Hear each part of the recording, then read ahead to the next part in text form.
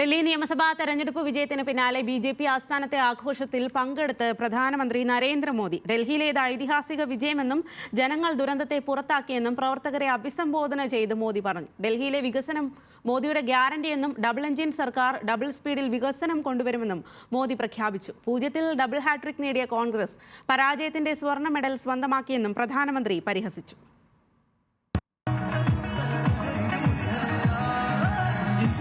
Hello Modi Modi Modi जोर से बोलो मोदी मोदी ഡൽഹിയിലെ മഹാവിജയത്തിനു ശേഷം പാർട്ടി ആസ്ഥാനത്തെത്തിയ നരേന്ദ്രമോദിക്ക് പ്രവർത്തകരുടെ ഊഷ്മള സ്വീകരണം.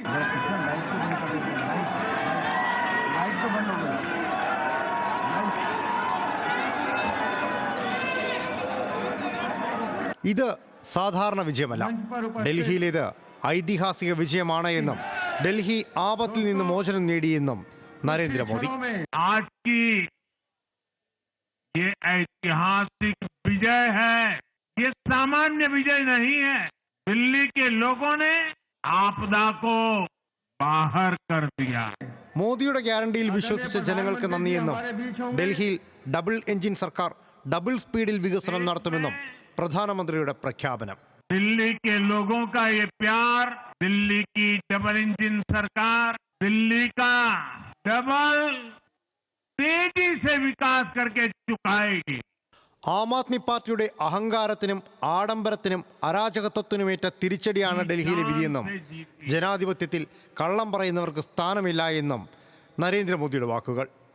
AAPയുടെ ഷോർട്ട് കട്ട് പൊളിറ്റിക്സ് ഷോർട്ട് സർക്യൂട്ടായെന്നും പ്രധാനമന്ത്രിയുടെ പരിഹാസം. दिल्ली का मालिक होने का घमंड था, सच से सामना हो भी गया. दिल्ली के जनादेश से शॉर्टकट वाली राजनीति का शॉर्ट सर्किट कर दिया. ഡൽഹിയിലെ ജനങ്ങളെ ആകെ ഉൾക്കൊള്ളിച്ചുകൊണ്ടായിരുന്നു പ്രസംഗം നീണ്ടത്. ഡൽഹി വെറുമൊരു നഗരം മാത്രമല്ല എന്നും മിനി ഹിന്ദുസ്ഥാനാണെന്നും പ്രധാനമന്ത്രി പറഞ്ഞു. എല്ലാ വിഭാഗവും BJPക്ക് അനുകൂലമായി വിധി എഴുതിയെന്നും പൂർവാഞ്ചിയിൽ നിന്നുള്ള MP ആണ് താനെന്നും പൂർവാഞ്ചിയിൽ വോട്ടുകൾക്ക് നന്ദിയെന്നും നരേന്ദ്രമോദി പറഞ്ഞു. സ്ത്രീ വോട്ടർമാർക്കും നരേന്ദ്രമോദി പ്രത്യേകം നന്ദി പറഞ്ഞു.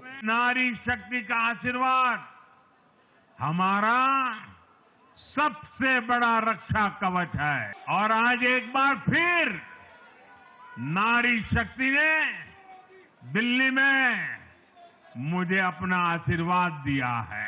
പ്രസംഗത്തിലുടനീളം ആം ആദ്മി പാർട്ടിയെ കടന്നാക്രമിച്ചു പ്രധാനമന്ത്രി. യമുനയെ ആം ആദ്മി പാർട്ടി അപമാനിച്ചു. സർക്കാരിന്റെ പരാജയത്തിൽ ഹരിയാനയിലെ ജനങ്ങളിൽ പഴിചാരി. പ്രചാരണ വേളയിൽ BJP പറഞ്ഞതുപോലെ തന്നെ യമുന നദിയെ ശുദ്ധീകരിക്കുമെന്നും നരേന്ദ്രമോദിയുടെ പ്രഖ്യാപനം. दिल्ली के लोग यमुना जी की इस पीड़ा को देखकर कितना आहत होते रहे हैं, लेकिन दिल्ली की आपदा ने इस आस्था का अपमान किया.